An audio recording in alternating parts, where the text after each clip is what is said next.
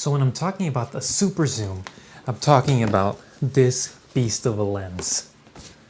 The Tamron 150-500.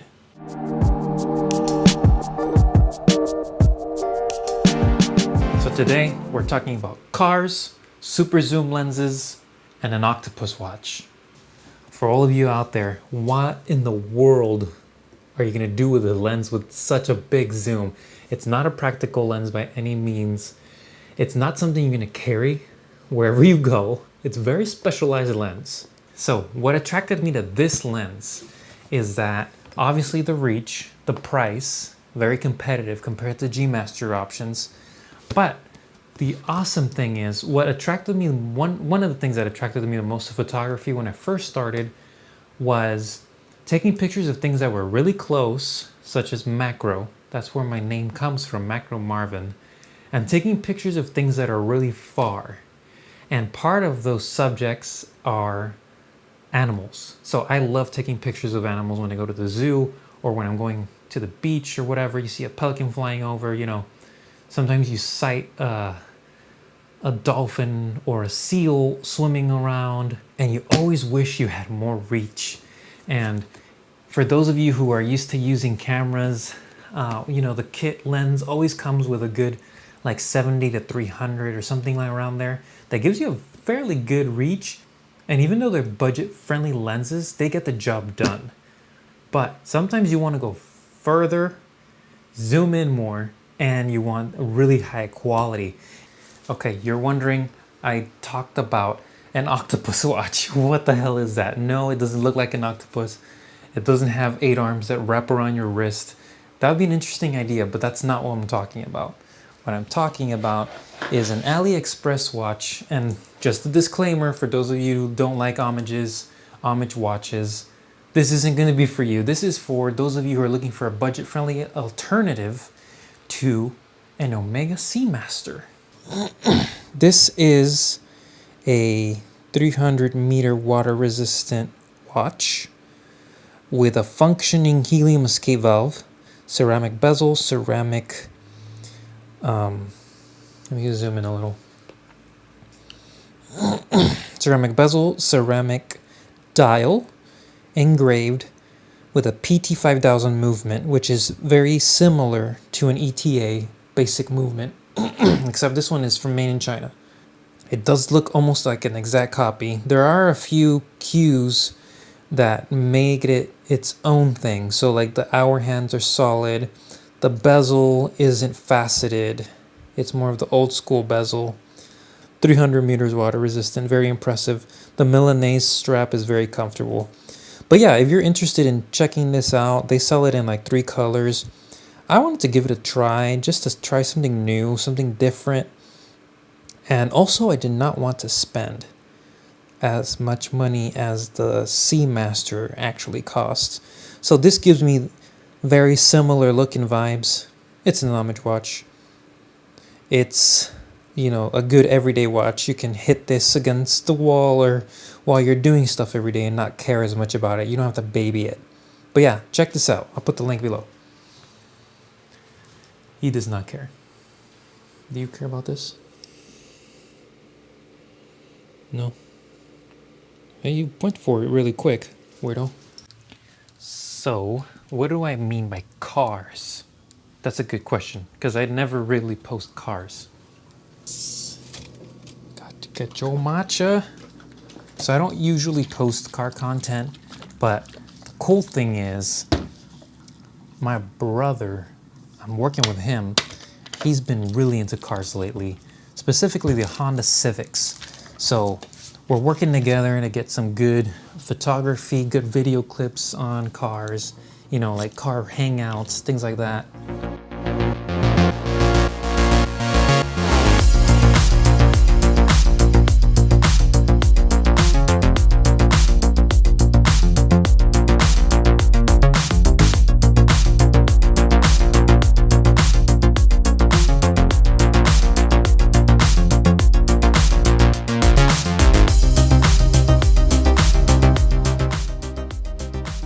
So you can expect a lot more content with cars in them.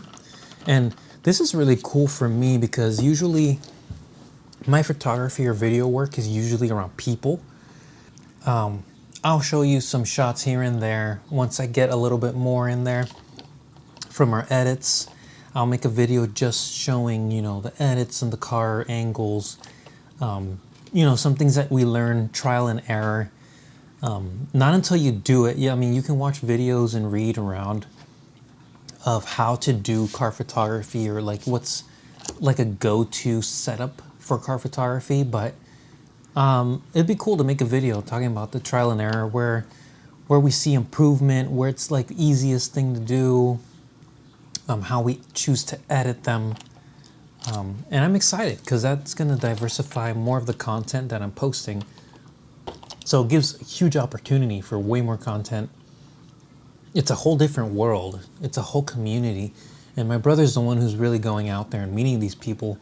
So at some point we'll have him get on and we'll talk about it, what that experience is like working with those people. Very community oriented. I mean, you know, car clubs, kind of like those niche groups, you know. You hang out, you know, you make new friends, you check out each other's cars. It's just like a good time. It's like a good hobby, good pastime, gets you out of the house, gets you out to new places, meeting new people, getting ideas for your own car, you know? So you can expect more on that. In the meantime, check out my reels. I'm putting a couple of those edits that we're doing out through the reels, through those Instagram reels and through the YouTube shorts. So check those out. Oh my God, this whole time. So in my last video, I was talking about how I'm using my 16-35 f2.8 for the first time. So, and I usually use this lens, and I'm usually shooting in 1080p because I just don't feel like the extra time it takes to edit the 4K sometimes is worth it, but I wanted to try it in this video.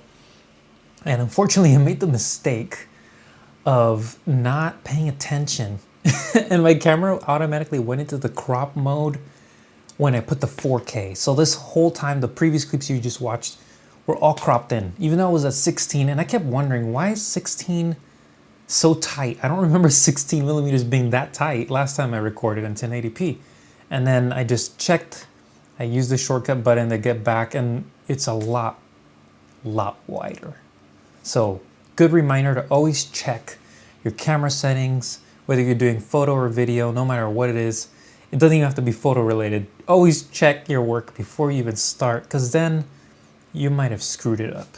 So the 150-500 is one of those lenses that has been on my wish list for a long time because of that reach. I know it's a very specific lens. It's not a lens I'm going to go out walking around the street with because it, you know, it gets attention, but it's super useful. I mean, I'll make a separate video just showing you the image quality. I'll put a couple samples here too, but just wanted to briefly talk about it. I love testing lenses at the zoo. That's one of my go-to activities whenever I get a new lens. Why? Because you encounter different environments, different lighting, and different animals that move fast, some slow, like if you're inside an enclosure with birds, versus trying to catch that sneaky leopard that comes in and out of the trees, or it could be a turtle who's not even moving. It allows you to practice with your settings, what works, what doesn't, and you can do this in different environments, but this is just one of my go-tos because it just lends itself, and I get to walk, you know, I get to see animals, so it's just exciting. If you've seen other people like Jared Polin, very similar. If you get a super zoom, that's like one of the first places you want to go to get those close-up of animal expressions, and I love doing that. And I've done great shots with like the Tamron 70-180, but this time I was like, I want to go farther. I want to see what the difference is. So that's why I got the lens, and that's what I'm testing out. I have a lot of pictures, I mean, and a lot of winning pictures for my own personal taste compared to in the past. But even without that lens, I was already taking great pictures. So just keep in mind, like, you don't necessarily need a super zoom, but is cool, let's not lie. So let me show you some examples. I took this one with the Tamron 70-180. Great shot. So you see, technically didn't need that lens because this animal was a lot closer, but if I was further away, it would have been handy. The different example, this was just timing. Like, that's the thing about the zoo. And this is a huge picture if you can't tell. It just covers most of my wall. This is a leopard that I got with that same Tamron lens. So you can definitely get things done with other lenses. My lovely bathroom. Here's another shot. Here's another shot. You could definitely get shots with other lenses and at great quality. Doesn't necessarily have to be a super zoom. That was my point in showing you my current favorite pictures from the zoo that I chose to print in large canvas. But the 150-500 just blew me away because I didn't have to have that ideal spot when I was looking for that perfect shot of that animal. So it's a great experience. I'm going to do a more deep dive on it, but just wanted to mention it. 150-500, if you have the chance to try it out, it's pretty cool. And I'm tempted to try it out with sports and go to the safari park, you know, get more use out of it. But quick impressions on the lens. It's a lot smaller and lighter than I expected. I've used 70-200s, f2.8s. Those can get pretty big and heavy because they internal zoom. This one doesn't. So because it doesn't do internal zoom, when you zoom all the way back to 150, it retracts to a very compact size and it fits in a camera bag. I actually got a dedicated bag for it, but when I didn't have it and I was trying it out for the first week, I had it in a medium-sized bag and it fit really well. So I was really impressed with that. So it's not as big as you would expect for something that has such a crazy range. Another thing that I was impressed with and worried at the same time is the f-stop. So these are not 2.8s or f4s because they're variable zoom lenses. That means I'm going from f5 to 6.8, I think. Let me check this one. This one goes from 5 to 6.7. So I've always shot with primes or fast zoom. So I was worried about how much light I was gonna get in, how much noise I was gonna introduce into the image, because you have to shoot at a higher shutter speed when you're zooming in so far. If not, you're gonna get a lot of blur, motion blur. But turns out I kept my shutter speed on average around 500. I let the ISO do what it needed to do to balance the lighting situations that were constantly changing. And I always kept it at the widest aperture available at that certain focal range. And to be honest, it behaved so well, much better than I expected. I didn't have very many shots where I thought there was too much noise that I couldn't fix in post, or by playing with the color tones and the shadows, making sure that that noise didn't overpower the image or ruin it. But like, you know, these days, pixel peeping and all that stuff, you don't really need to do that, because when you print an image very large, you do not notice any noise. But just keep in mind, I mean, this isn't a lens you're going to take indoor to take pictures of events unless your subject is well lit, or like in my situation, I was outside taking pictures of animals. There were some situations where I took pictures of birds that were in an enclosure with a closed top, no extra lighting. So those are the ones where the ISO did go up a little higher, but not enough to ruin an image. It was still a good keeper. So I'm gonna keep testing it. I'll show you examples in this video, but I will do a more in-depth review coming soon. So that's all I have time for today. I hope you enjoyed this video. It was just a quick check-in of what I'm up to. I'm getting into the car stuff, which is gonna be really fun. I'm enjoying that super zoom. I'll probably use that super zoom on the car at some point. The octopus watch, if you're into homage watches or you want to try something that gives you that Seamaster look, check that one out. It's really worth it. The movement's great. It feels solid. You will be impressed with what these companies can do with such a small budget and lower cost compared to the, you know, the big name brands. It's pretty crazy. And oh, just a quick check-in. So I'm loving this 16-35. I've had time to use it a little bit more. I love it for videos, like what I'm doing right now. I just need to make sure my settings are right. So this time I'm not in crop anymore, but with the crop, I was going from 16-24, thinking I was taking advantage of the full wide angle. But so far, this lens is very impressive. I'm happy with it. I like it a lot better than the f4 version. Even though the f4 had the image stabilization, I just appreciate the 2.8 a little bit more. And it has really close focus. So let's see. I mean, you're gonna get distortion, but my eyes are getting cross-eyed because of the distortion. This is at 16, and I'm literally like an inch. I was literally an inch away from this lens. It's pretty ridiculous. This is at 35.